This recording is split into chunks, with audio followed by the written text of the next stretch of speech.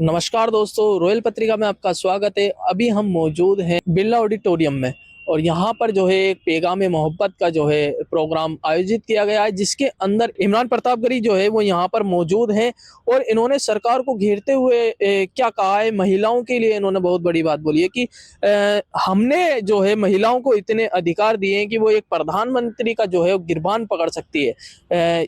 ये आरोप भी हैं और इमरान प्रतापगढ़ी ने कहीं ना कहीं ये आरोप सीधे पीएम मोदी को लेकर के कहे हैं। इमरान प्रतापगढ़ी ने सोशल मीडिया जो यूज करते हैं उनको लेकर के क्या कहा, आइए सुनते हैं। मात्र हूं, मुझे तो इनका रिकमेंडेशन भेज देना था जो इन्होंने मुझसे कहा था, मैंने उसको इतिश्री तक पहुंचा दिया।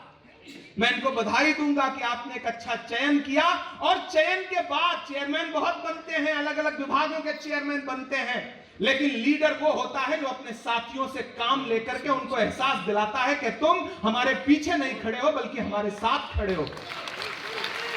आप वो एहसास डोटासरा जी दिला रहे हैं और मैं तो आपकी प्रशंसा लीडरशिप से भी करता हूं। मैं लोकसभा और राज्यसभा में भाजपाइयों के तनाव वाले चेहरे देखता हूं तो मैं लीडरशिप से कहता हूं कि एक ये है, इनके चेहरे पे ऐसा लग रहा है जैसे कब हुई है।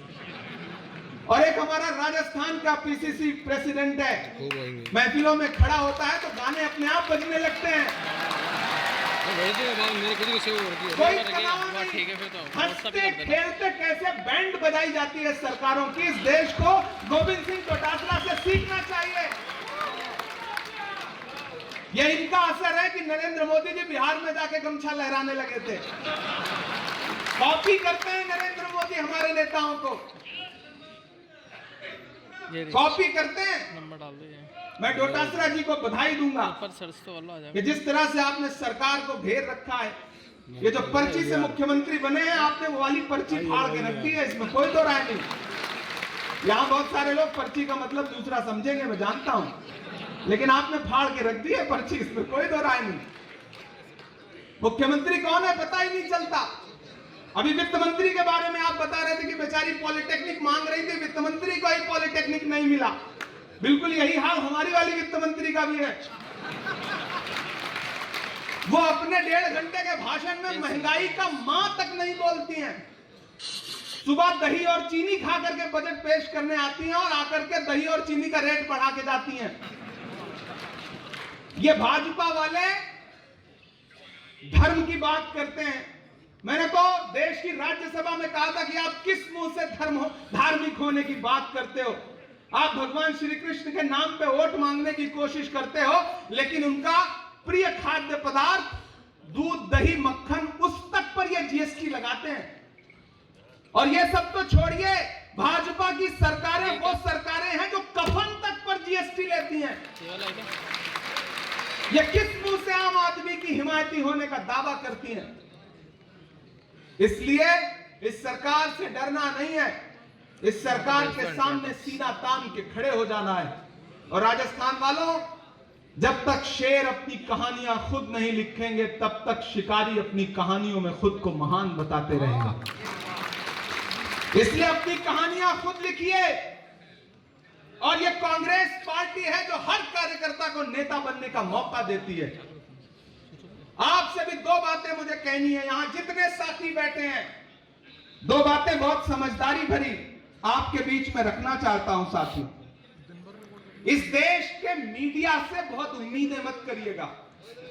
मैं यहां जो मीडिया के साथी मौजूद हैं उनका शुक्रिया अदा करता हूं कि वो क्षेत्रीय मीडिया शानदार काम कर रहा है, लेकिन वो जो एसी कमरे में बैठ करके अपना जमीर बेच करके खबरें दिखा रहे हैं उनसे उम्मीद मत करिएगा। लेकिन दूसरा माध्यम आपको समझना पड़ेगा। इस देश में 373 मिलियन लोग हैं जो फेसबुक यूज करते हैं। आंकड़ा याद करिए, 373 मिलियन लोग हैं जो फेसबुक यूज करते हैं। 391 मिलियन लोग हैं जो इंस्टाग्राम यूज करते हैं। 493 मिलियन लोग हैं जो यूट्यूब यूज करते हैं। लेकिन इस देश में 535 मिलियन लोग हैं जो व्हाट्सएप यूज करते हैं। आपको यह समझना पड़ेगा कि इन सारे सोशल प्लेटफॉर्म पे आप कहां हैं, आप क्या पार्टी की कोई बात उन सोशल प्लेटफॉर्म पे रख पा रहे हैं? सिर्फ अपनी फोटो पोस्ट करने के अलावा कोई एजेंडा सेट करने की कोशिश कर पा रहे हैं? सामने बैठी हुई भीड़ में कितने लोग हैं जिनका फेसबुक वेरीफाइड है, किनके ट्विटर हैंडल पे ब्लू टिक लगा हुआ है? अगर नहीं है तो कल से जाइए, राजनीति में क्यों हैं आप? खुद से सवाल पूछिए। आप इसलिए हैं कि नेता बन सके, और नेता बनने का इस दौर से सुनहरा मौका कुछ हो ही नहीं सकता। आप एक खबर कोई ब्रेक करिए, अपने फेसबुक पर, अपने ट्विटर पे, अपने इंस्टाग्राम पे आप एक वीडियो डालते हैं और अगर कंटेंट अच्छा है तो वायरल हो गया तो पूरा देश आपको अगले 24 घंटे में पहचान लेता है। ये सबसे आसान दौर है। पिछले दौर में लोग चप्पल घिसते रह जाते थे अखबारों में अपना नाम छपवाने के लिए। यह दौर सीपी जोशी साहब और गोविंद सिंह डोटासरा जी ने देखा है। आप खुशनसीब हैं कि आपकी एक पोस्ट अगर कायदे की है तो अगले दिन होता है कि कोई राहुल गांधी जी या कोई मल्लिकार्जुन खड़गे जी आपको बुला करके कहते हैं कि आओ, तुमने पार्टी के लिए लड़ाई लड़ी है। एक दिन में यह असर हो रहा है। तो इस ताकत को पहचानिए। डिपार्टमेंट के सारे साथियों से, जो ऊपर बैठे हैं, जो नीचे बैठे हैं, मैं नजर रखता हूं अपने विभाग के लोगों पर, और मुझे आने वाले दिनों में यह देखना है कि आप में से कितने लोग हैं जो सोशल मीडिया पे एक्टिव हैं। अभी तक हैं तो थोड़ा और सलीके से एक्टिव होइए। उस सोशल प्लेटफॉर्म का इस्तेमाल करिए। मीडिया आपको तभी दिखाएगा या जब कोई विवादित बात होगी या पार्टी के निगेटिव कोई खबर होगी, तभी मीडिया आपको दिखाएगा, आपकी तारीफ नहीं करेगा। सुबह शाम मीडिया के माइक खड़े हैं। मैं उस दिन पार्लियामेंट में घुस रहा था तो माइक लेकर के, अच्छा, इतना अचानक माइक आपके ऊपर लगाते हैं जैसे अचानक हमला होता है, जैसे अचानक ट्रैफिक पुलिस वाले आपकी गाड़ी रोकते हैं चालान काटने के लिए ना, वैसे ही मीडिया वाले अचानक माइक लगाएंगे। इमरान प्रतापगढ़ी जी, हेमंत विश्व शर्मा ने कहा है कि मुसलमान 4 शादियां करता है, आपका क्या जवाब है? आप कुछ और सोचते हुए आ रहे हैं। एजेंडा समझना पड़ेगा। मेरे मुंह में माइक लगा दिया, मैं 30 सेकंड के लिए चुप रहा। फिर मैंने कहा, भाई मुझे इस देश में आज तक कोई भी ऐसा मुसलमान नहीं मिला जिसने 4 शादियां की हो, लेकिन मुझसे क्यों पूछ रहे हो? मैंने तो एक भी नहीं की है। आपको एजेंडे को ध्वस्त करने वाला जवाब आना चाहिए। उस दिन सलमान खान आरएसएस के कार्यक्रम में गए, डोटासरा जी, सुबह सुबह मैं पहुंचा तो मीडिया वालों ने माइक लगा दिया, इमरान जी सलमान खान आरएसएस के कार्यक्रम में क्या कहे गए, आप क्या कहेंगे? मैंने कहा, फिल्मी लोग हैं, ये अपनी फिल्में प्रमोट करने के लिए इस तरह के शोज में जाते रहते हैं, कपिल शर्मा के भी शो में जाते हैं वो।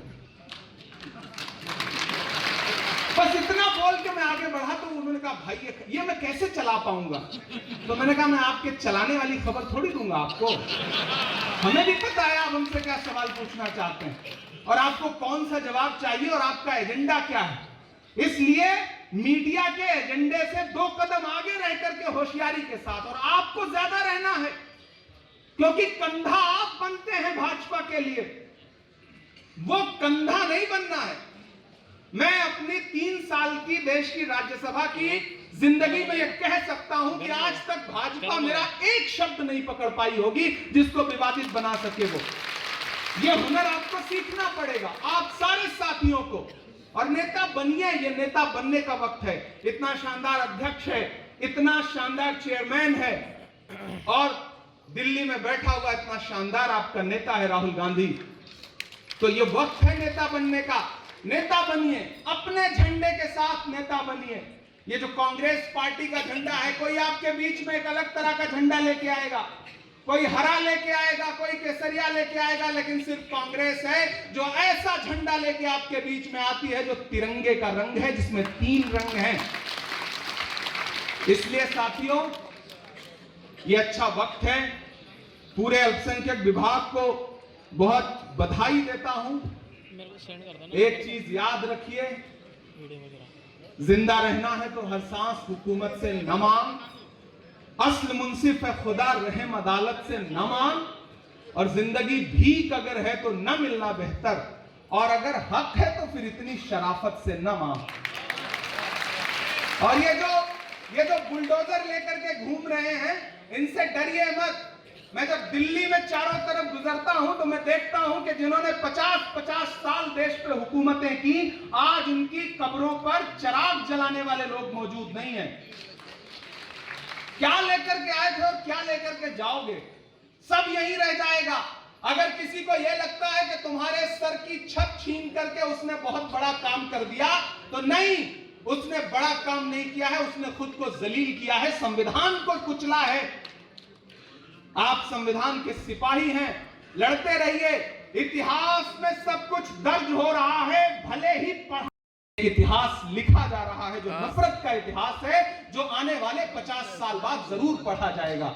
इसलिए हौसला और हिम्मत रखिए, डरिए मत। हमारा नेता कहता है राहुल गांधी की डरो मत।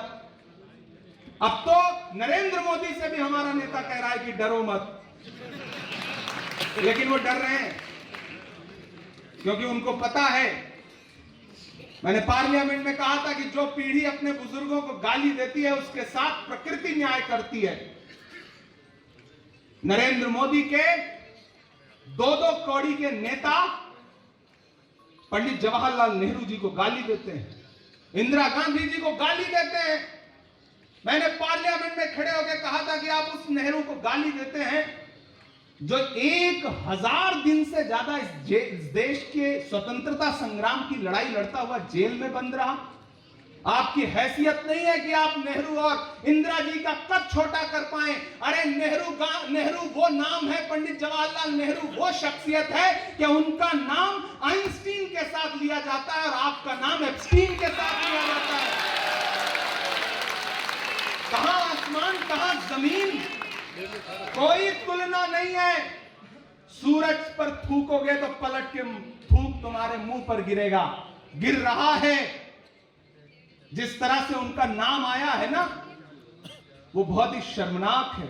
आने वाले दिनों में और एप्स्टीन फाइल जब खुलेगी ना, तब न जाने कितने मंत्रियों को इस्तीफे देने पड़ेंगे। एक का तो बिल्कुल कगार पे बैठा हुआ है, आप बस देखते जाओ। इधर राहुल जी ने मीडिया में बस इतना बोला था कि हरदीप पुरी और अनिल अंबानी को जवाब देना चाहिए। 4 प्रेस कॉन्फ्रेंस करनी पड़ी हरदीप पुरी साहब को। ये राहुल गांधी की ताकत है। तो दोस्तों, आपसे ज्यादा कुछ नहीं कहना, बस इतना कहना है कि ये पैगाम मोहब्बत है। हाँ ठीक है, हाँ मैं सुना दूंगा। ये जो सद्भावना सम्मेलन है, अच्छा जी,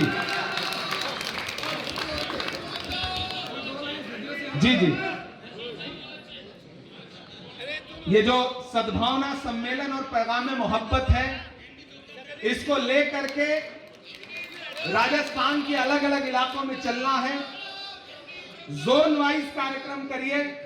और मैंने एफडी चौबदार साहब से बैठते ही कहा था कि चाहे वो बाड़मेर का इलाका हो, चाहे चुरू झुंझुनू हो, चाहे अजमेर हो, चाहे भरतपुर हो, पूरे राजस्थान के हर इलाके में भाई जब वो नफरत का पैगाम लेकर के पूरे गांव-गांव में घूम रहे हैं, तो आपको भी मोहब्बत का पैगाम लेके तो घूमना पड़ेगा ना। आप ये सोचो कि वो नफरत की बात करते रहे और आप अपने घरों में सुकून से बैठे रहो और माहौल अच्छा रहेगा, तो ऐसा नहीं है।